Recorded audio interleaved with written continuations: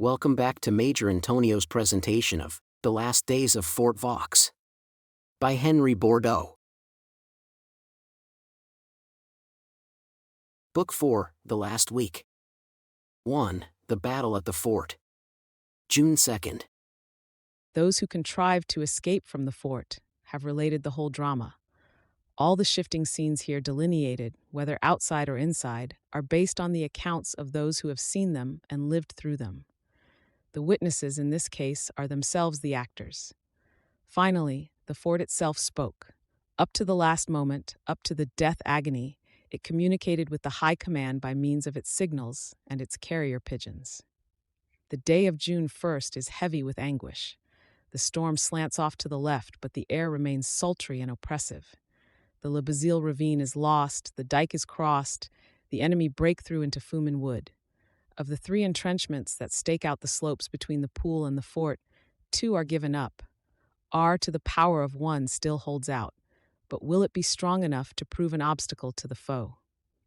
Between Art and the fort, the La Courtine trench and that of Besançon, which ends in a winding at the double transverse gallery, northeastern, that has been half disemboweled, are manned by the 7th Company of the 101st Regiment. In front of the fort, the trench that protects it, and farther east, the Belfort Trench, are occupied by the 7th and 8th Companies of the 142nd Regiment, the 5th being on the plateau as a support. Will these troops suffice to check the onslaughts? Will they not be outflanked to the west by way of Fumin Wood, and to the east by Damloop and La Horne Bottom, against which the bombardment is raging? During the night, there is great liveliness. The air shivers with countless lightning flashes from the batteries, and with rockets going up or coming down in showers of stars. Darker than the night are the columns of smoke that rise from the shell bursts.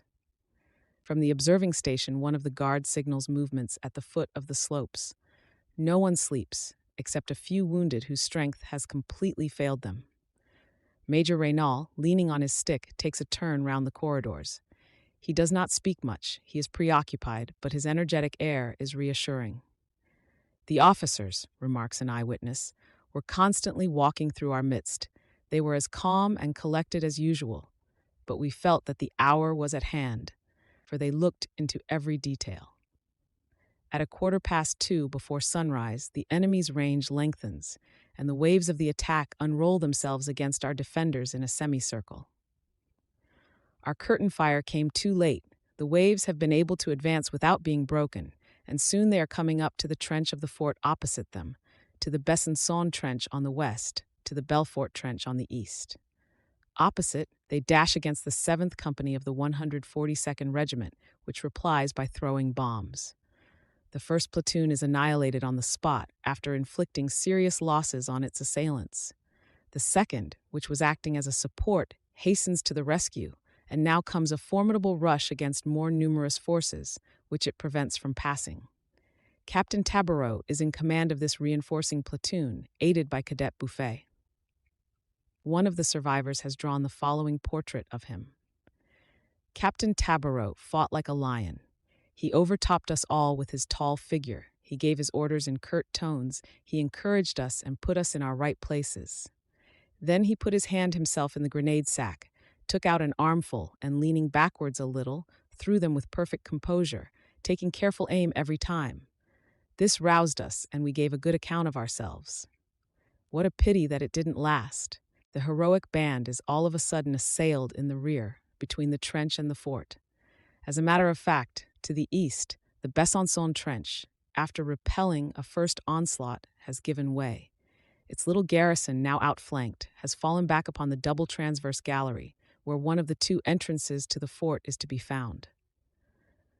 Already they have had to convey to the interior of the fort the dauntless Lieutenant Tournery, who, with his head pierced by a bullet, a mortal wound, will take 3 days to die without confessing the tortures that rack him.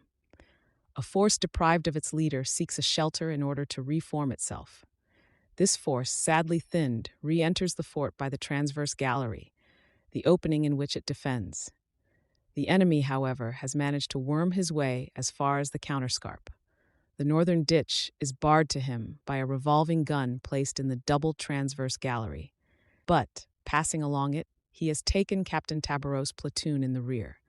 The captain is struck from behind by a bomb, which breaks his back and slashes both his legs.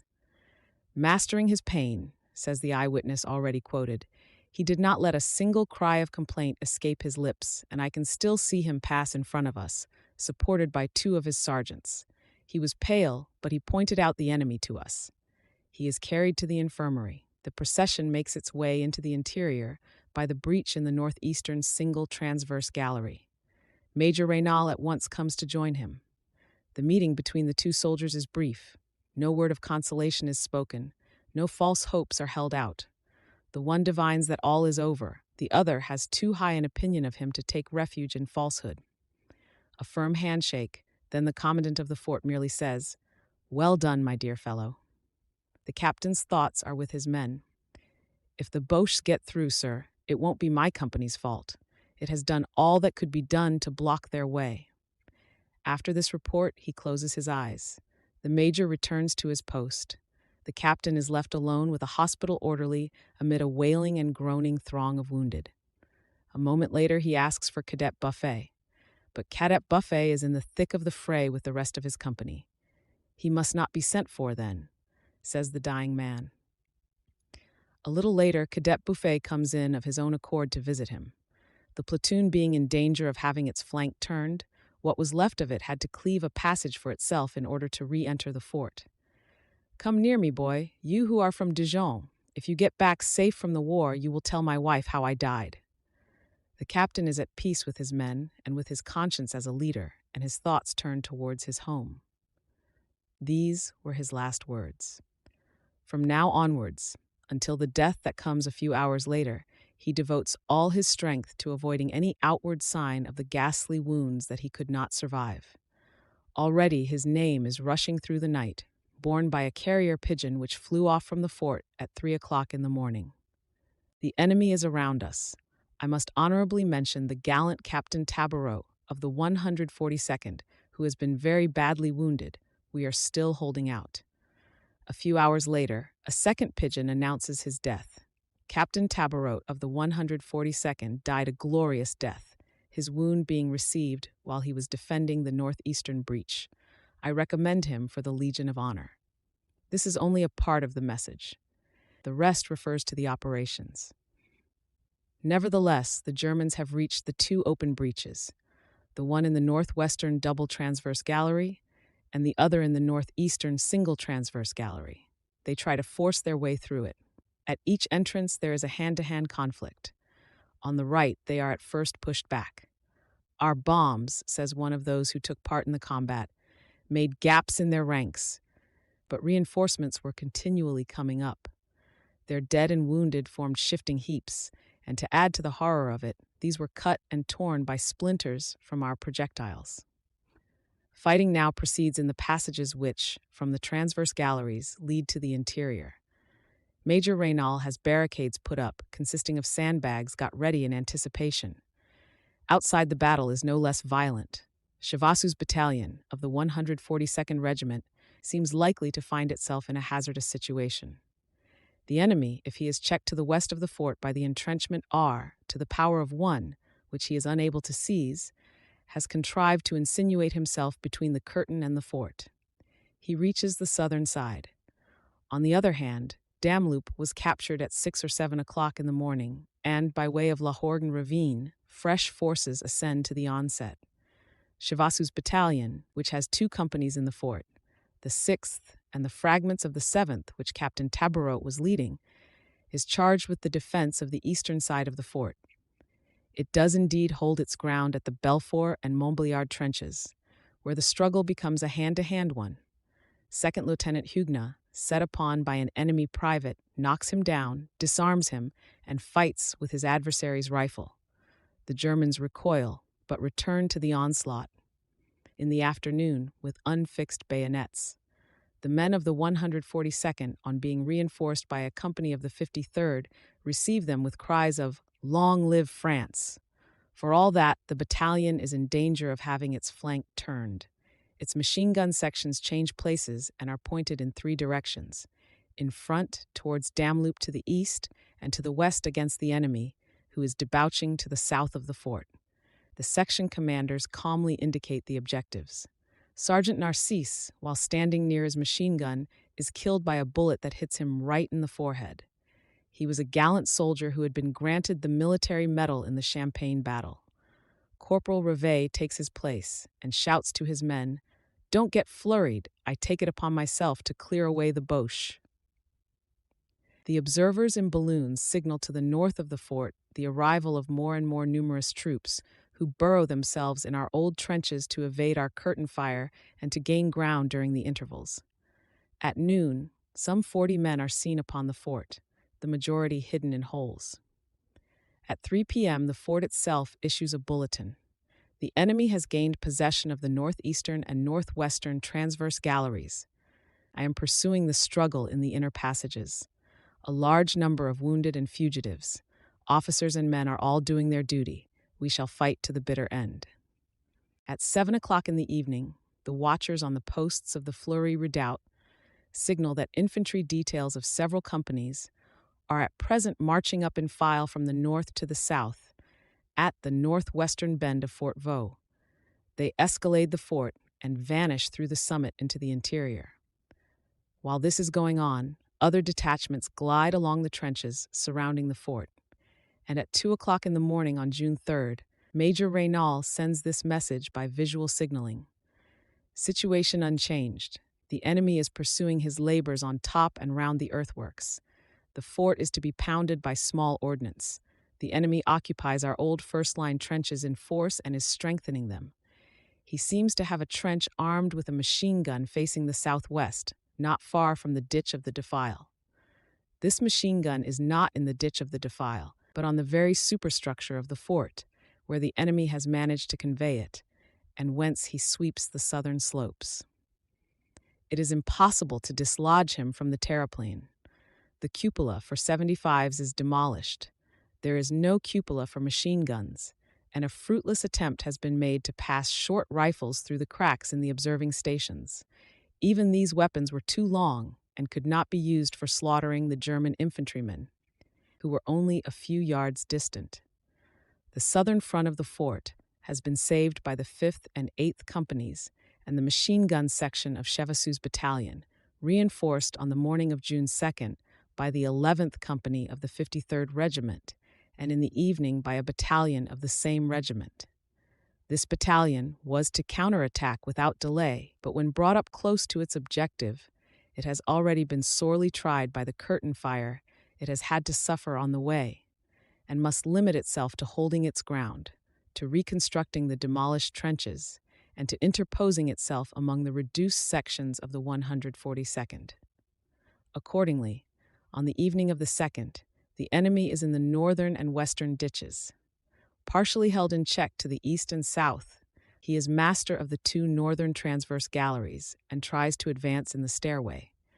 What is more, he has clambered on top and from there searches the southern side with machine gun fire.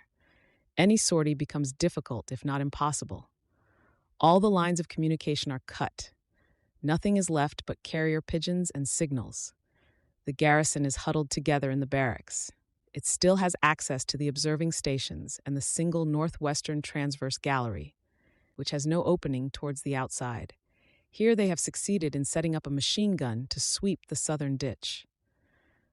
"A large number of wounded and fugitives," said Major Reynal in his signal message. "There is almost as much danger here as outside. The sight of dying men, so continuous and so close at hand, is likely to shake the morale of the garrison. Orders are transmitted more slowly in the crowded and littered corridors.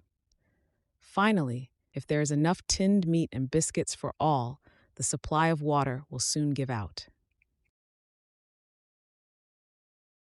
2. The fort appeals. Roland says, "I will blow a blast on my horn, and Charles, who is passing through the gorges, will hear it. I avow to you that the Franks will turn back." Roland has put the horn to his lips. He grasps it firmly and blows with might and main. The mountains are high, and the sound goes on in long drawn-out echoes. Those echoes were heard at a distance of 30 leagues. It comes to the ears of Charles and all his men. The king says, "Our troops are fighting."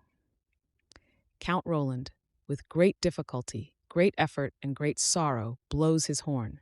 The bright blood gushes forth from his mouth. Near his forehead, his temple is shattered, but the sound of his horn carries so far. Charles hears it as he passes through the gorges. Naimes hears it. And the king says, "I hear Roland's horn.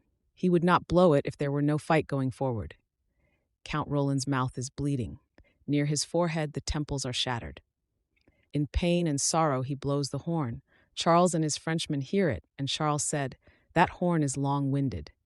Duke Naimes answers, "It is Roland who is in pain." Are the appeals of the horn that shook the Pyrenees more than 10 centuries ago more moving than the silent appeals of Fort Vaux, which, above the enemy's lines, communicates to the High Command the details of its death agony and its resolve to hold out? On the morning of June 3rd, a swift flying pigeon reaches the dovecote. "Messenger, what are your tidings? The fort, since it can send you, still lives. Tell us if it can endure a siege until the hour we had fixed for its deliverance." In vain does it look under its wing for the dispatch that it should carry. Badly fastened, it has fallen off on the way. The bird has been let loose to no purpose. How many of its mates are there left in the fort? On the 4th, about midday, the dovecote is visited by a poor wounded pigeon, which drags itself laboriously up to its resting place. This one has not made a useless journey. Here is the message that it brings. "We are still holding out, but are subjected to a very dangerous gas and smoke attack. It is urgent that we should be extricated. Let us have immediate visual signaling communication by way of Souville, which does not answer our appeals. This is my last pigeon." The last pigeon. The telephone wires have long since been cut, and the signals are not working. The last pigeon. It is the final connecting link with the fort. The fort is now cut off from the outer world. No flapping of wings will ever again convey its messages. It will remain dumb if they do not contrive to restore the visual signaling connections. Nothing more will be known of its career. At the military dovecote, a soldier has put the bird on his hand. The bird, which, like some scout, was wounded on active service. The afternoon of June 4th passes, but the communications are not restored. It is impossible to obtain a signal from the fort. Probably there has been no means of registering the position of its sighting gear. On the 5th, however, at 3 o'clock in the morning, the headquarters of the division see 2 men arrive. They have issued from the fort, nothing more than that. They belong to the searchlight section. As there were no more pigeons and the signals were not working, they had to come to restore the communications. That is as plain as a pikestaff. So the fort is not encircled? They are on top with a machine gun, but there is no one at the southern exit. That exit is stopped up. You jump from a window into the ditch. Others have made the attempt, but have not succeeded in escaping. These 2 do not furnish many details. For the time being, they are too much absorbed in other matters, for they are professionals. Will the fort hold out? Life is no laughing matter in the interior on account of liquid fire and thirst. Then, too, the place is overcrowded, more than 600 men. Yet the morale is good. Up there, they will try once more to interchange messages. At 7:30 in the morning, Fort Vaux is no longer isolated. It speaks and receives an answer. The mountains are lofty, massive, and dark, the valleys deep, the torrents swift. Behind and in front of the army, the trumpets ring, and they all seem to reply to the horn. But when Charlemagne's trumpets ring, Roland is already no more. Imagine him rising up in face of death to listen to those blasts. Fort Vaux informs the High Command as to the position of the enemy. Its message rings with hope. The enemy is working at the western part of the fort to construct a mine chamber and blow up the vault. Strike quickly with artillery. 10 minutes later, it becomes insistent. Where are you? At 8 o'clock, having had no reply or having been unable to decipher it, it confesses the agony of its suspense. We do not hear your artillery. The enemy is plying us with gas and liquid fire attacks. Our situation is as bad as can be. At last, at 9 o'clock, this signal is transmitted to it. Don't lose heart, we shall soon attack. Roland, as he was dying, heard Charlemagne's trumpets. They are so distant, but their music is so sweet. He starts up, he listens, he motions to death to wait a while. But the French must make haste. Already the shades are closing in around him, and his speech grows thick. All day, the fort waits. When night falls, it shows signs of impatience.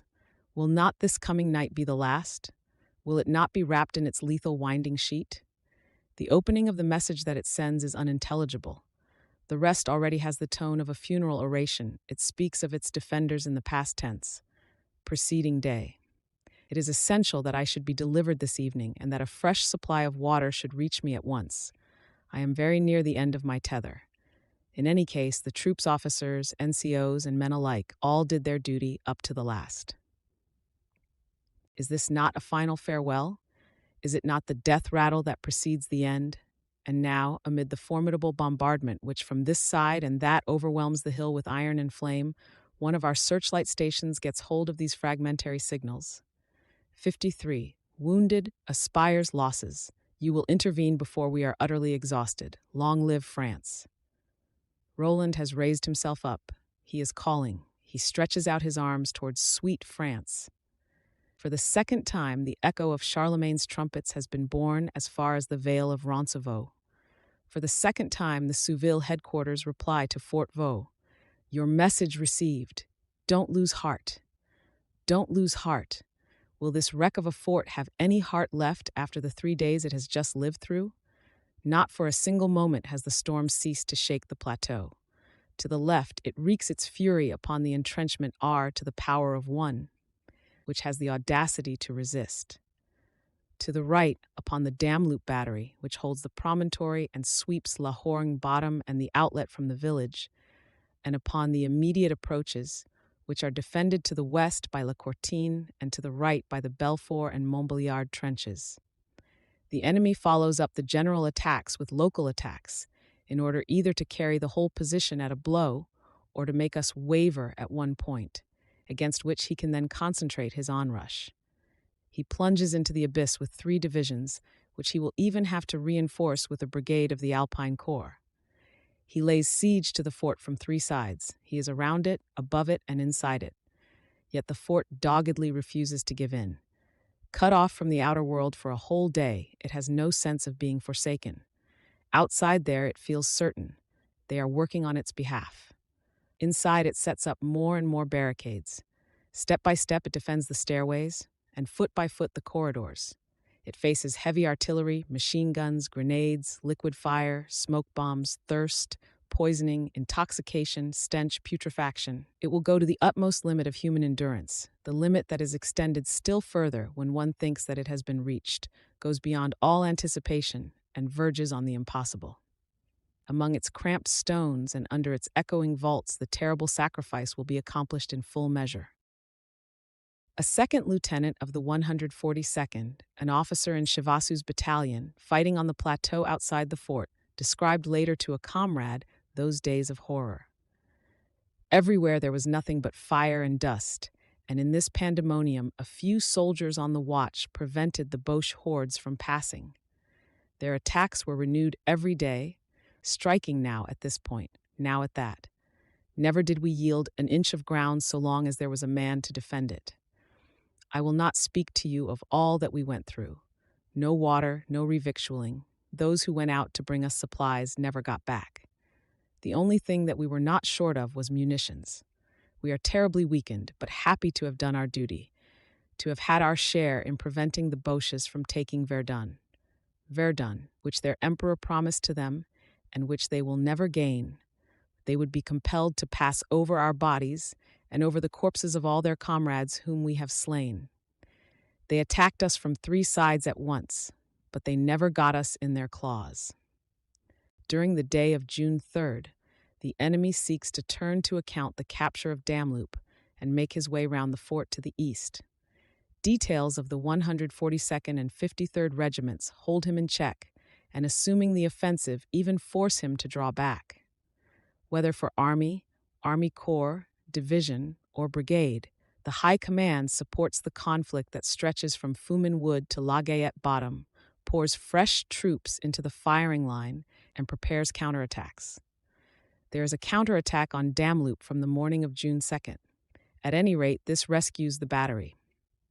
There is a counterattack on the fort from the evening of the 2nd, made by a battalion of the 53rd Regiment, which has to run the gauntlet of murderous curtain fires and can only reinforce the troops of the sector. There is a counterattack on June 3rd upon our left to recapture the line of the entrenchments and come to the aid of R to the power of 1, which still holds out. And the balloon observers never cease from signaling the arrival of enemy columns, which are coming up the slopes to swell the number of the assailants. Connection with the fort must be established. That is beyond all question. Comrades are there, waiting for the hour of their deliverance to strike. In the fort we have French comrades, the army telephones. They must be released from their present plight. First and foremost, we must get into touch with them. This is the duty of all alike, a sacred duty. General Tatin, who is in command of the sector, will personally direct the operation. Yet the enemy does not leave off attacking, and he floods his objective with an endless deluge of projectiles. On the 4th, at 2 o'clock in the morning, an attack upon the fort is started from the northeast and the southwest. It begins by making progress, then it is checked by the machine guns. At daybreak, an aeroplane flies above the fort and comes down so low that it casts a shadow over all this chaos. Will the daring bird let itself be wounded, like the last pigeon? It darts through the midst of shells and bullets like a salamander in the fire, and behold, it is now rising again and going away. It has fulfilled its mission. On the superstructure of the fort, it has registered the position of the machine guns. A few minutes later, our 75s and our 155s crushed to pulp everything that the Germans had installed on the upper part of the earthwork. At 10 o'clock in the morning, the weather being clear, our airmen report that the fort trenches have been entirely razed and that not a man is left upon the top of the fort. On the following night, the enemy once more begins to construct his works and his machine gun shelters upon the superstructure. In this way, he blocks up the southern exit. He tries to make it impossible to sally forth or to communicate with the outer world. Reconnoitering parties, as soon as they were suggested, the number of volunteers was so large that a selection had to be made, have tried to find a way of getting into the fort. None of them was successful. To compensate for this, some have managed to go out. 2 signalers, we know already, crossed the lines on the early evening of June 4th. Some hours later, during the night, Cadet Buffet, 2 NCOs, and 3 men of the 7th Company of the 142nd leave the fort in their turn. The problem is less baffling for those going out than for those coming in. The former merely have to elude the Boche machine guns, whereas the latter have to elude ours as well. The fort, in order not to be invested, must keep the southern ditch and the approaches. Every shadow that draws near is suspect. The difficult thing is to convince the sentries that one is a friend. "Don't lose courage. We shall soon attack," was the signal received, and the High Command speeds up the preparations for a fresh attack with more numerous effectives. It cannot be set going until June 6th at 2 o'clock in the morning. We must now retrace our steps in order to know what has been going on in the interior of the fort. From the morning of June 2nd onwards, the fort is swarming with boques, as the mane of a lion swarms with parasites. The boque is in front, on the flanks, on top, and even inside, for he has rushed through the 2 gaps in the transverse gallery and is trying to bore his way through into the heart of the place. Major Raynal has introduced some order and system into the garrison, whose numbers have been unduly enlarged by the wounded and the overflow from neighboring details. It ought not to consist of more than the 6th Company of the 142nd, the Machine Gun Company, and the Fort Engineers. The 7th and 8th Companies of the 142nd, which defended the right-hand transverse passages, have reinforced it with more than 100 rifles. The 7th Company of the 101st, which defended the left-hand transverse passages, has brought some 50. A machine gun company of the 53rd has been left behind. With the wounded, this makes a total of over 600 men, 600 soldiers who have to be supplied with water when the cistern has run dry. 600 soldiers, among them wounded men, wasted with fever, who beg for a drop to drink. Nevertheless, the garrison is divided up into reliefs, lookout men and rest units, and the distribution of boxes of tinned food, biscuits, chocolate, and even brandy is carried out with regularity. The water ration, which on May 31st was 2 pints, is reduced on June 2nd to 1.75 pints. It will be cut down to a pint, then to barely half a pint, and under what conditions? From June 4, the commandant will be forced to take a decided step. As we have seen, the enemy is at the transverse galleries on the morning of June 2nd. In spite of his losses, he manages to press the defenders hard, and they beat a retreat. The revolving gun of the double transverse gallery has been put out of action by a shell. The machine gun that guards the entrance has been smashed by a bomb. The defense is driven back into the interior. A barricade is at once set up under the breach, but from the outside, the Germans command it and overpower it with grenades. It has to be withdrawn to the foot of the stairway that leads up to the observing station. Another one is constructed at the top of the stairway. This latter one will hold out until the 4th. The same maneuver takes place at the single transverse gallery at the northeastern angle. The barricades keep the enemy back in front of the grating of the corridor, facing the lavatories, which can still be used. In the semi-darkness of the fort, writes a survivor of the 142nd, the struggle goes on. The enemy tried to exhaust us by depriving us of sleep and condemning us to thirst. The atmosphere was heavy and tainted. At every moment, some part of the barricades blew up and the grenade duel was resumed. We would not give in. But the air grew hot with all these explosives. The smoke and the stench made it almost impossible to breathe. Yet the fighting went on all the time. We had installed machine guns, which blocked up the gangways and did splendid work. It was then that the Germans, having contrived to blow up a barricade, attacked us with jets of flame and liquid fire. The heat and the fact that we were taken unawares caused us to waver for a moment. But Lieutenant Bazzi, who was there with his machine gun, darted forward, and so quick was he that before we had recovered from our amazement, he was standing upright in the middle of the gangways and fighting the Germans single-handed with bombs. The flames came up to his shoes. His left arm was bandaged, being already wounded, but little did he care. As he could not speak, on account of that black, acrid smoke, he encouraged us by his example. Accordingly, we shook off our stupor and went forward in rotation to stand by his side. At last, the flamethrowers were quenched. He had succeeded in checking the attack and was beginning to go up again onto the barricade, when the Boche started sending us petards, which knocked us all down with the sandbags on top of us. I was quite convinced that my back was broken, and I only just had enough strength left to put my mask on as I detected the whiff of poison gas. A private extricated me and carried me to the infirmary while the struggle recommenced. The Germans discharged gases whose heavy fumes hung about the gangways. Despite all their devilish contrivances, their flame jets, their gases, and their petards, they made no advance. It was magnificent. They shouted to us in French, "Surrender, or you will all be killed," and we answered by slinging bombs full at their faces. It was magnificent. How comical is that outcry in the thick of the fray. It was on June 4th, about midday, that this liquid fire attack took place. The Germans made it through the breach in the western passage. The fort was filled with a black and acrid smoke. In order to breathe, the garrison had to remove the armor plating from the barrack windows. The flames came up to the corridor leading into the rooms.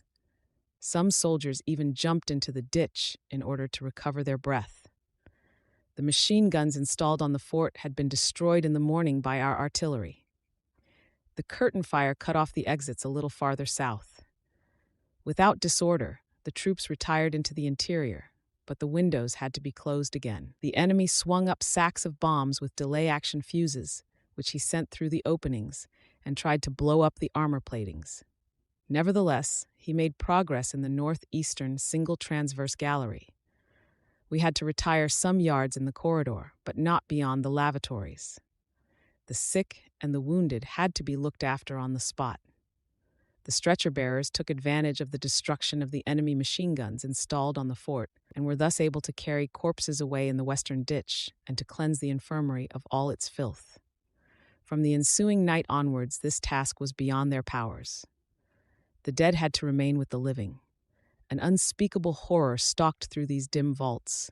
where, in a thick, pestilent atmosphere, a sleepless, nerve-racked, thirst-maddened garrison, crowded into a narrow space, refused to abandon the struggle. It needed but one man to turn aside the flame attack. Lieutenant Bazzi, straight and upright like a god, amid the smoke, in the middle of the corridor, his left arm in a sling, his right arm hurling bombs, barring the way to the foe. It needed but the commandant, a few officers and NCOs, a handful of picked men to ensure, amid all these sufferings, the maintenance of a single idea, a single aim: to hold out. The fort is cut off from the rest of the world. Its last pigeon was sent off on the previous day, and its signals have not been transmitted. But when night has fallen, 2 signalers leap into the ditch. They are going to restore the communications. Next day, the fort's appeal is heard. 3. The sortie. On June 4th, the water ration was half a pint. Half a pint for men who have fought and are fighting in the haze of bombs, of flamethrowers, of asphyxiating gases. Half a pint for fever patients, tossing uneasily at the overcrowded dressing station amid the dead and the dying. Piteous wails and entreaties are heard on all sides. Silence, however, is instantly restored when Major Reynal puts in an appearance. Half a pint and no more. Who was it that asked for a larger ration? Why, as things are, half a pint is a great deal. Even the wounded resign themselves. Each man swallows his grief, having no saliva left. The commandant has taken a census of the garrison. All who are not ordinary members of it will have to leave the fort.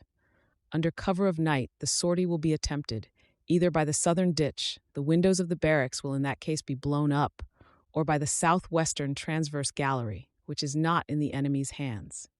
The order is a formal one. Those who have to go endeavor by the light of day to gauge the difficulties of the enterprise. Are there machine guns and lookout men on the fort?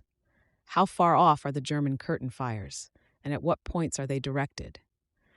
The sortie is exceedingly risky, but the French cannot be very far away. The first who jump into the ditch at 10:30 at night are volunteers, the 2 signalers of whom I have spoken, who are going to restore communications. With beating hearts their comrades listen. The noise of the fall, then silence, no rifle shots, no rockets, merely the usual bombardment. Their range has not been found. The detachments of the 101st and the 142nd, whose departure has been settled upon, now fall in. "Go," says Major Reynal to them, "and if you escape, tell our comrades how we stand and how we are resisting." The 2 groups salute. It is the moment for the sortie. It is 1:30 in the morning, and it seems as if the shower of heavies were growing less violent. Cadet Buffet is in charge of the detachment from the 142nd. He makes use of an uncovered gap at the southeastern corner and is the first to descend, followed by a scout and the quartermaster's corporal. The company proceeds behind them, leaving intervals so as not to attract attention. A pebble has rolled down, and the German lookout men from the top of the fort are at once on the alert, send up rockets, and fire their rifles. Almost at the same moment, their artillery opens an appalling curtain fire at the immediate approaches to the fort.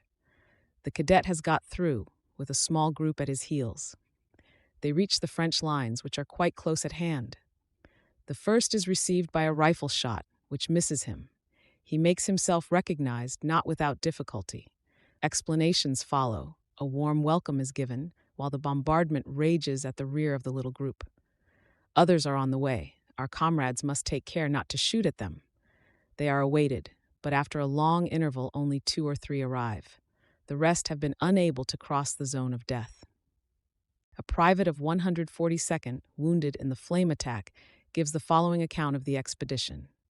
When the CO had finished speaking, I saluted and made my way to the dormer window, from which I had to jump a depth of 3 yards. I passed my hand over my stiffened limbs.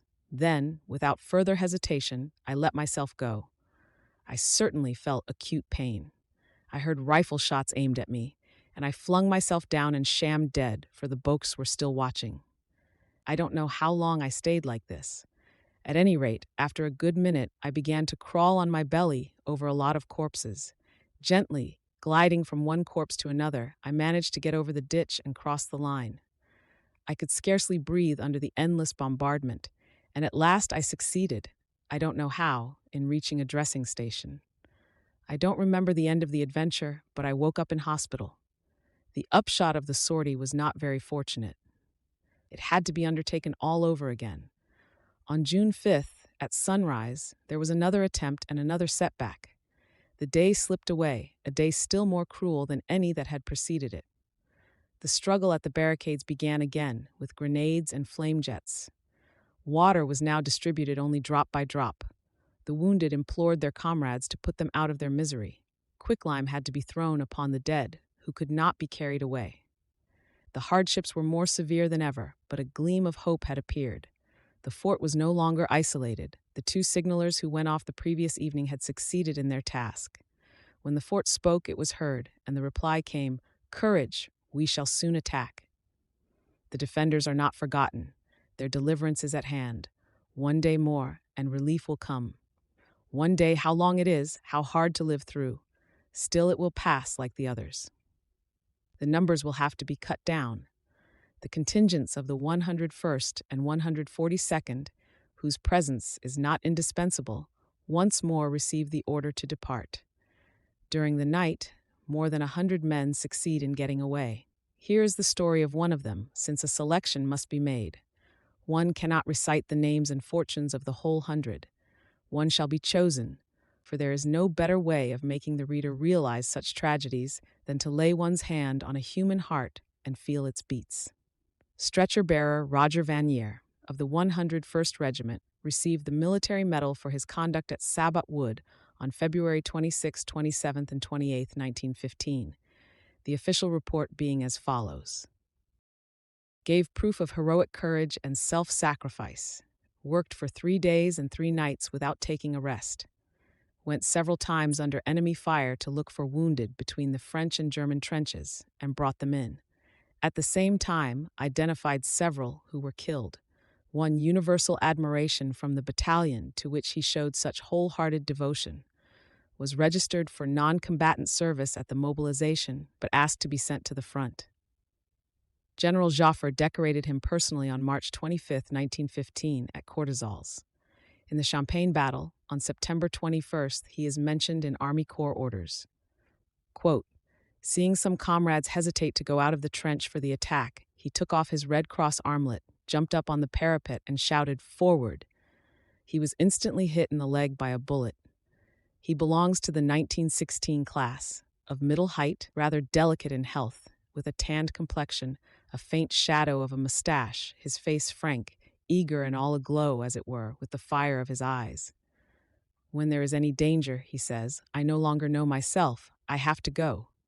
And he goes. He comes of a humble family at Montfort-l'Amaury.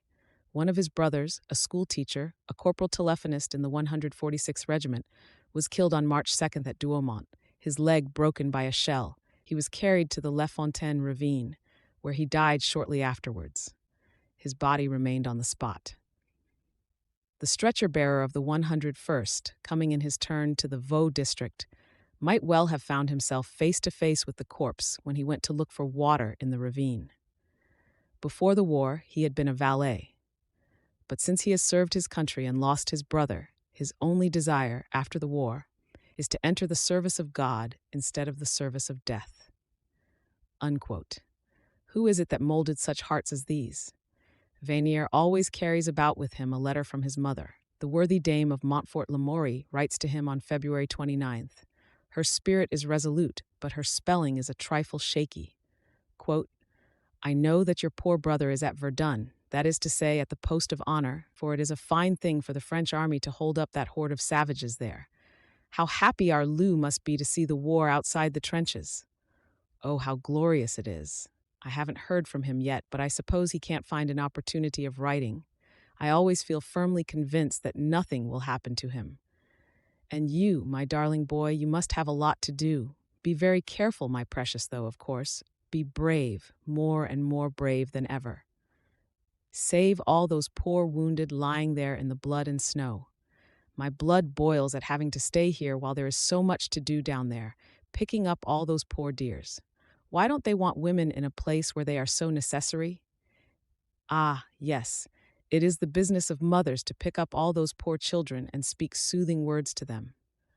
Well, my dear boy, you must take the place of a mother and do everything, even impossible things, so as to be of some use to them. Yes, of great use. I see you walking, running, crawling to look for all these wounded. I should like to slip in and come along with you, laddie, for I feel that I ought to be by your side. Cheer up, cheer up.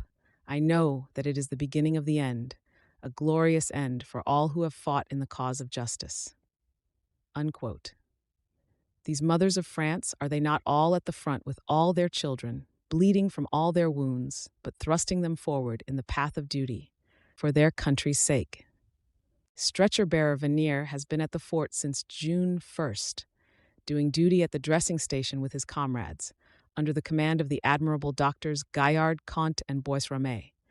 I think there is one other whom I have forgotten. At all costs, then, the garrison must be delivered. The sortie of the evening of June 4th has proved a failure. The 5th is a grueling day. At its close, the defenders themselves are amazed at the fact that they are still withstanding the foe. What will befall on the morrow? It is better not to wait for it. What is left of the 101st and of the 7th and 8th companies of the 142nd will try to get away. Vanier attaches himself to the men of the 101st. They are 34 in number, and among them there are some wounded. The order is to leave the fort at no matter what cost. Every man is to look after himself, not troubling about the others. During the day, each of them has registered the direction he will take. Vanier, at 10:30 p.m., is the first to jump into the ditch, accompanied by a comrade. Both crawl up the side of the ditch and, once on top, start running along at full speed. Werda! Who goes there? Halt là! Halt there! They stop and throw themselves into a shell hole. Vanier thinks he has heard the German words Wer da? Who goes there? He loads his revolver and whispers to his companion, "Don't come with me, chum. I don't want to be a prisoner. I'd sooner be killed." "But it's a Frenchman," answers the other. They draw near and make themselves recognized. At barely 200 yards from the fort, they have come upon a detachment of the 298th. They are taken to the rear. They are given wine to drink wine when they have drunk no water for 36 hours. They are examined. Out of 35, only 5 miss the roll call. Vanier goes to rejoin his colonel at the rest billets, where he finds his regiment once more.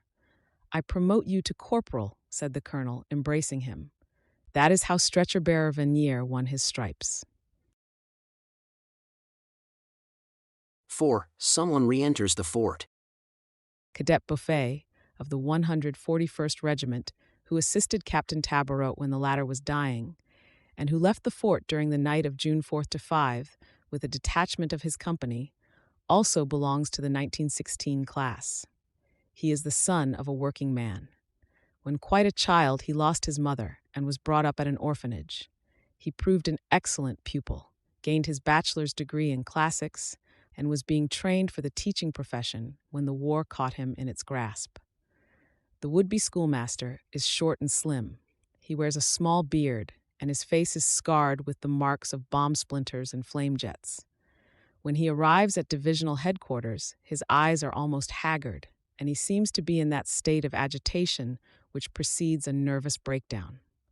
Nevertheless, in dealing with the combats in the interior of the fort, with the German fieldworks, with the German positions, he furnishes such accurate reports and draws such shrewd conclusions that the divisional commander sends him to the headquarters of the sector.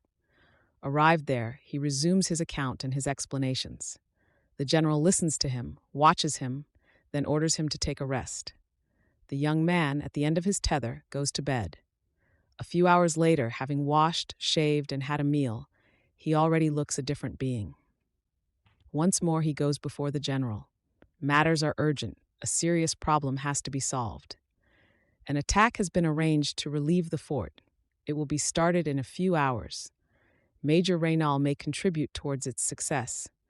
Let him signal, if he can, the position of the enemy machine guns on the fort. Let him thus direct the artillery fire during the night. He will help in the operation.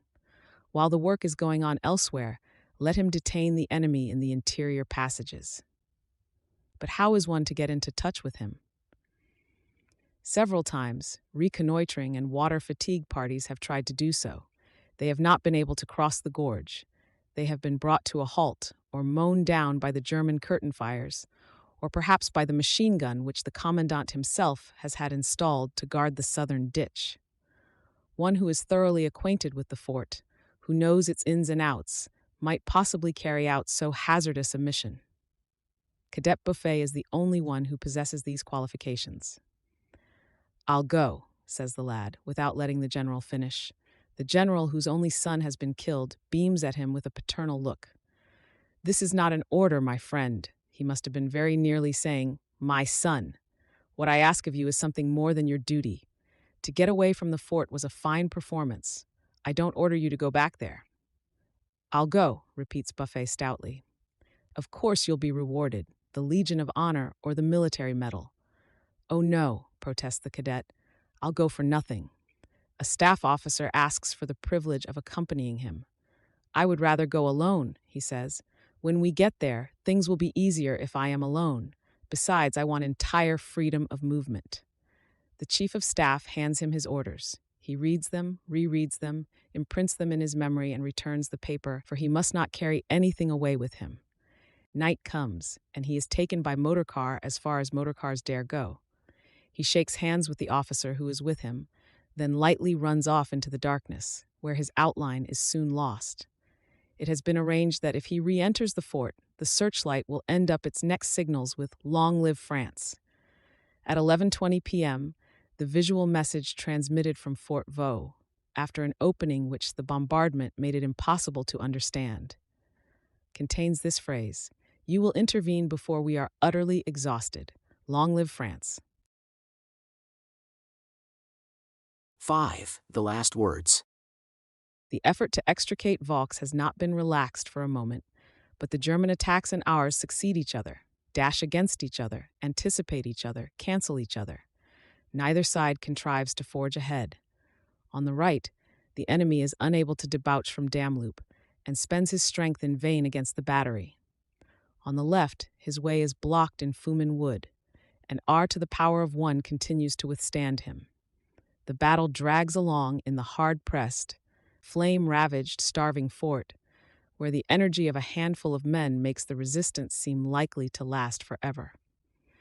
But we cannot retake the external earthworks, which bristle with machine guns. The whole tableland and its slopes are swept to such an extent that the ground is like a mass of cinders.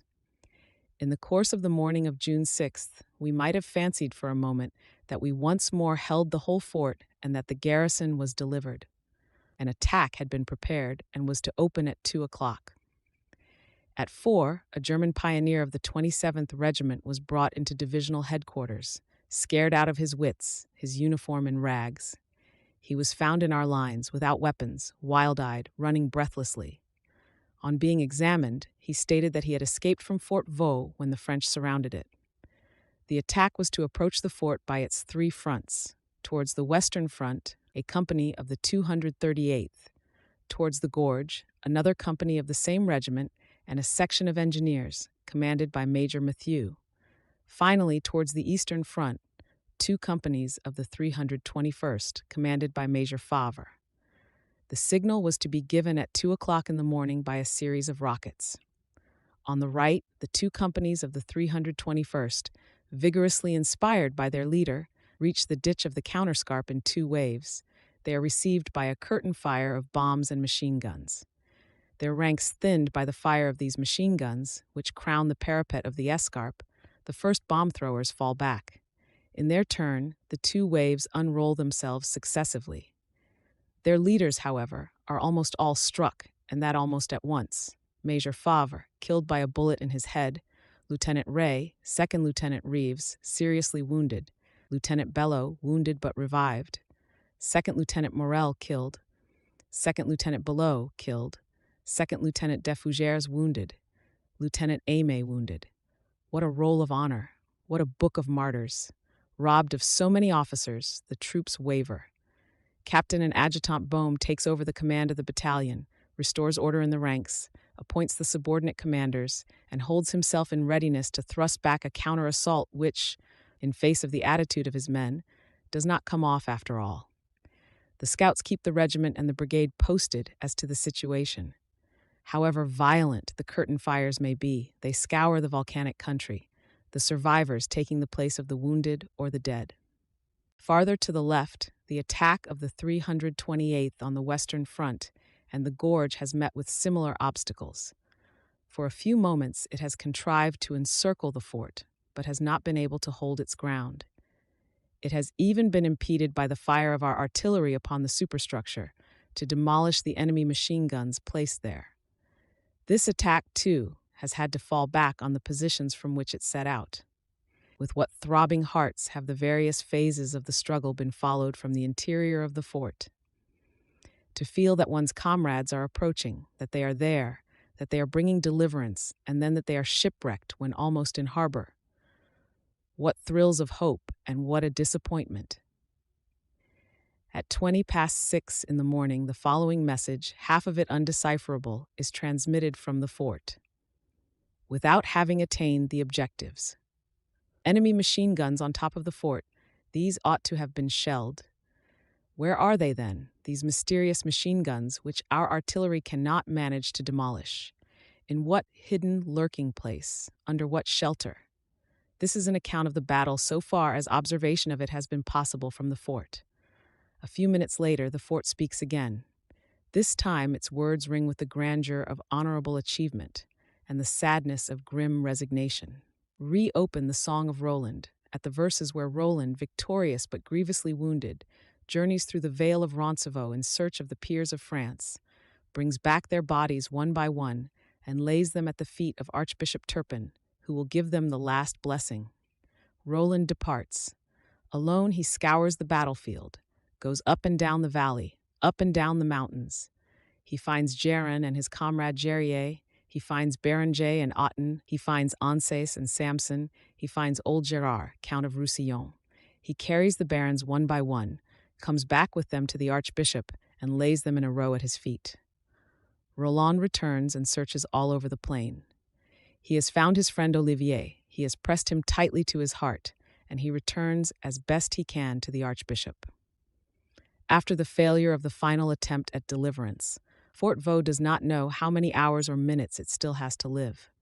In a message resembling a last will and testament, the commandant musters the names of his dauntless comrades in arms, pays a tribute to his men, and offers them to the high command. At 6:30, his signals transmit the following message. Quote, I have no more water, in spite of the ration system of the last few days.